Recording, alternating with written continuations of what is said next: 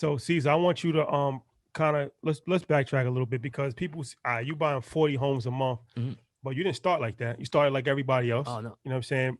Started from the bottom. Mhm.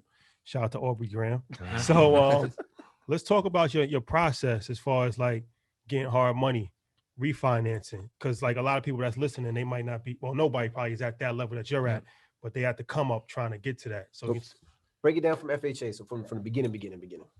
Yeah, so pretty much FHA, right, is a first time home buyers program. You don't need a lot of money to start, right? There's only 3.5% down. And that's one of those, like you hear Matt and a lot of different guys say, house hack, right? You could get a multifamily property, only put down, let's say a property for 350,000. You put down, let's say 15K, right? And let's say if it's a 3-family home and each apartment is making $1,500, right? Because rents that's probably pretty, to the point right now in every market. I think even 1,500 might be low, right? That's $4,500, right? So let's say you put down 15K. When you get a mortgage, you don't have to pay the mortgage for the first 60 days, right? So if you close, let's say January 15th, you don't have to pay probably, you got April. January, yeah, to April, right?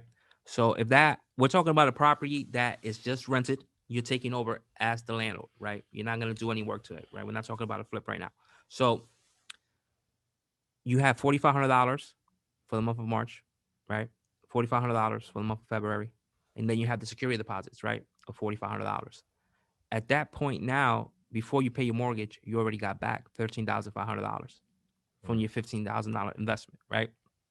Now, rates are so low that on a property like this, you're probably going to net a profit of, let's say, $1,500 to $2,000 a month. By the time you pay your first mortgage, taxes, and insurance, you already got back your 15K. So it's almost 100% financing. and then you taking that 15K and putting it on another property. That's it. And then in 6 months, you could refinance, right? Get rid of the FHA, get a 2-family, and do the same thing again. So you can do it in 6, not I thought 12.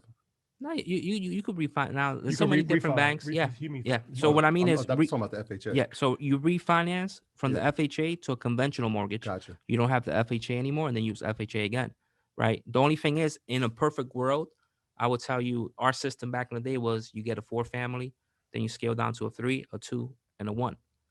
But I'm not gonna lie to anybody, it's hard to get 4-family homes, right? Those are like unicorns. It's almost impossible to get. So you could go from a 3, then to a 2, then to a 1. And then after you're done at that area, now you could go to a different state and do it again.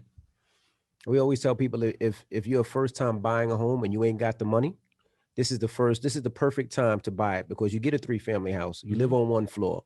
The upstairs pays your mortgage. Downstairs is profit. You live rent free until you can be able to get out of it and do it again. That's what I tell. That's for most people that don't know. That's what Angela Yee did. She bought a 2-family home, Brownstone in Brooklyn. She lived on the main floor. She rented out upstairs. Upstairs paid her mortgage, so she was living rent free.